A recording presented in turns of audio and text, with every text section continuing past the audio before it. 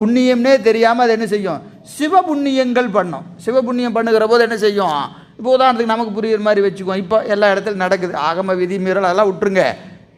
என்ன நடக்குது, ஒரு மாரியம்மன் கோயிலுக்கு போகும்போது அங்கே மூளையில் ஒரு சிவலிங்கம் வச்சுருக்கிறான். அப்போ வச்சுருக்காங்களா இல்லையா? இப்போ என்ன எல்லா கோயிலையும் சிவலிங்கம் வச்சுட்டாங்க, பிரதோஷ வழிபாடு பண்ணணும் அப்படின்னு எல்லா கோயிலையும் வச்சுட்டாங்க. இருக்கட்டும், மகிழ்ச்சி, அப்படியாவது நடக்குதுன்னு சந்தோஷப்பட்டுக்குவோம். வைக்கலாமா வேண்டாமா அப்படிங்கிறதெல்லாம் ரெண்டாவது, சரியா?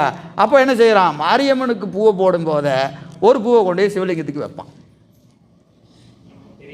இல்லைங்களா? அது சிவபெருமான், அது மாரியம்மனை விட உயர்ந்த தெய்வம் என்பதெல்லாம் அவனுக்கு தெரியாது. என்ன செய்வான், இங்கே வைக்கும்போது ஒரு பூவை அங்கேயும் வைப்பான். இதுக்கு என்ன பேர், அபுத்திபூர்வ சிவபுண்ணியம். யா புரியல? அதான் நான் அதுக்குள்ளே போக வேண்டான்ட்டேன் நான். அதை விட்டுருங்க, நம்ம அப்படியே டாபிக் போவோம். இது பெரிய டாபிக், அப்படியே போனோம்னா போயிடும். எனவே அபுத்திபூர்வமாக அவன் என்ன செய்கிறாங்க, ஒரு சிவபுண்ணியத்தை செய்கிறான். இப்படி அபுத்திபூர்வ சிவபுண்ணியங்களை செய்ய செய்ய செய்ய செய்ய அவனை அறியாமல் அவன் எங்கே வருவான், புத்திபூர்வ சிவபுண்ணியத்துக்கு வருவான். புத்திபூர்வ சிவபுண்ணியத்துக்கு வந்த பிறகு அவன் சரியை, கிரியை, யோகம், ஞானம் என்று படிமுறையில் அப்படியே வரணும். இதெல்லாம் நம்ம 10 நிமிஷத்தில் சொல்லியாச்சு. இது ஒரு 50 பிறவி 100 பிறவி. இது சும்மா 10 நிமிஷத்தில் சொன்னதுனால இது சின்ன செய்தி இல்லை. இது நடப்பதற்கு எவ்வளோ ஆகும், பல பிறவி ஆகும். பல பிறவியில் இது நடக்கும்.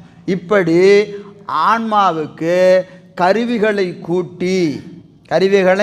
கூட்டி கேவல சகல சுத்தத்திலே இருத்தி பக்குவப்படுத்தி ஆன்மாவின் அறிவை சிறிது சிறிதாக விளக்கி ஞான நெறியிலே நிறுத்தி திருவடிக்கு கொண்டு போவான். இதற்குத்தான் உயிர் விளக்கம்னு பேர். உயிர் விளக்கமாவது இதுதான்.